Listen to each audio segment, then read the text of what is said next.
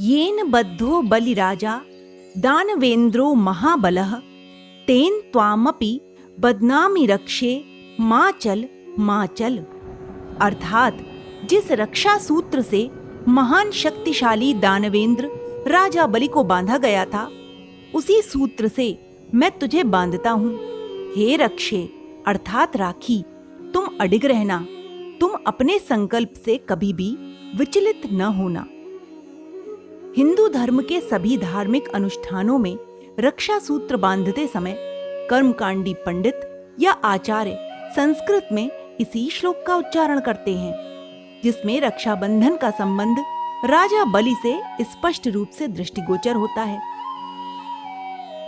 रक्षाबंधन से अनेक कहानियां जुड़ी हुई हैं। पुराणों में राजा बलि और लक्ष्मी जी की कथा भी बहुत प्रचलित है। एक बार भगवान विष्णु ने राजा बलि से वचन दिया कि वे उसकी रक्षा करेंगे। इसके लिए वे बैकुंठ छोड़कर बलि के महल में रहने लगे। देवी लक्ष्मी अपने पति विष्णु जी को याद कर रही थी। श्रावण पूर्णिमा के दिन उन्होंने एक ब्राह्मण स्त्री का रूप धारण किया और राजा बलि के पास गईं। उन्होंने उसकी कलाई पर राखी बांधी और एक वरदान मांगा। जब बलि ने वरदान देने का वचन दिया तो देवी लक्ष्मी ने अपने वास्तविक रूप में आकर विष्णु जी को वापस वैकुंठ भेजने के लिए कहा। बलि ने उन्हें अपनी बहन मानते हुए विष्णु जी को जाने की अनुमति दी। यह कथा दर्शाती है कि राखी का बंधन प्रेम, त्याग और विश्वास का प्रतीक है। रक्षाबंधन केवल एक त्योहार नहीं, बल्कि भाई बहन के अटूट रिश्ते का सबसे सुंदर प्रतीक है। सावन मास की पूर्णिमा को मनाया जाने वाला यह पर्व स्नेह, सुरक्षा और विश्वास की डोर को और भी मजबूत करता है।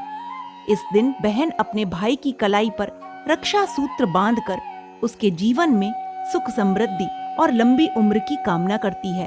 वहीं भाई बहन की रक्षा और सुख का वचन देता है। राखी के रंगों में बसता है बचपन की शरारतों का संसार। त्योहारों की मिठास में घुला होता है अपनापन और भाई बहन के चेहरों पर झलकता है असीम प्रेम। चाहे दूरियां कितनी भी हों, रक्षाबंधन दिलों को करीब लाने का जादू रखता है। आज के समय में यह पर्व केवल सगे भाई बहनों तक सीमित नहीं, बल्कि उन सभी रिश्तों में मनाया जाता है जहां प्रेम, विश्वास और सुरक्षा का भाव हो। इस रक्षाबंधन चलिए सिर्फ धागा नहीं बांधते, बल्कि रिश्तों में विश्वास, अपनापन और सम्मान की डोर भी बांधते हैं।